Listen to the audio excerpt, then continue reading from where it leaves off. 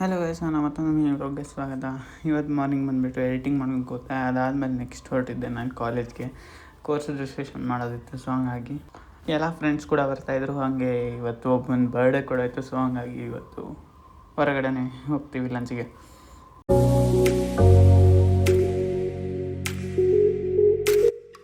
ಇದೇನು ಗುರು, college road ಕೂಡ ಮಸ್ತಾಗಿ ಮಾಡ್ಬಿಟ್ಟಿದ್ದಾರೆ.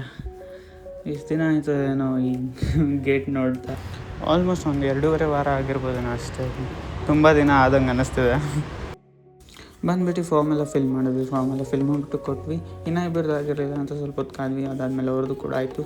So next ನಾವು ಹೊರಟಿದ್ದೇನೆ. ಡೈನಿಂಗ್ ಮಾಡಿದ್ವಲ್ಲ, ಸೊ ಅಲ್ಲಿ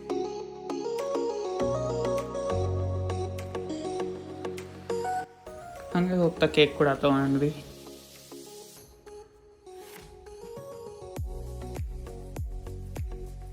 ಫೈನಲಿ ಗ್ಯಾಟ್ಸ್ಬೈಗೆ ಬಂದಿದ್ವಿ. 1 ಗಂಟೆಗೇ ಬುಕ್ಕಿಂಗ್ ಇತ್ತು, ಬಟ್ ನಾವು 1:30 ಹಂಗೆ ಬಂದ್ವಿ. ಬಟ್ ರೆಸ್ಟೋರೆಂಟೇ ಓಪನ್ ಆಗಿರಲಿಲ್ಲ. ಅಂದರೆ ಹೊರಗೆ ಬಂದುಬಿಟ್ಟು 3 ಗಂಟೆಗೆ ಓಪನ್ ಆಗಿತ್ತು. ಸೊ ಹಂಗಾಗಿ ಸ್ವಲ್ಪ ಹೊತ್ತು ಕಾಯಲೇಬೇಕಾಯಿತು.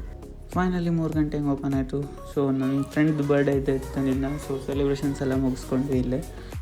ಅದಾದಮೇಲೆ ಒಂದು ಸ್ವಲ್ಪ ಟೈಮ್ ಪಾಸ್ ಮಾಡಿಬಿಟ್ಟು 6 ಗಂಟೆಗೆ ಎಲ್ಲರೂ ಮನೆಗೆ ಹೊರಟ್ವಿ. ಇನ್ನೇನು ಮನೆಗೆ ಹೋದ್ಮೇಲೆ ಸ್ವಲ್ಪ ಟೈಮ್ ಪಾಸ್ ಮಾಡಿದೆ ಅಷ್ಟೇ. ಬಿಟ್ಟರೆ ಈ ವ್ಲಾಗಿಗೆ ಇಷ್ಟೇ. ನಾನು ನಿಮಗೆ ಸಿಗ್ತೀನಿ ನನ್ನ ಮುಂದಿನ ವ್ಲಾಗಲ್ಲಿ. So till then take care, ಬಾಯ್.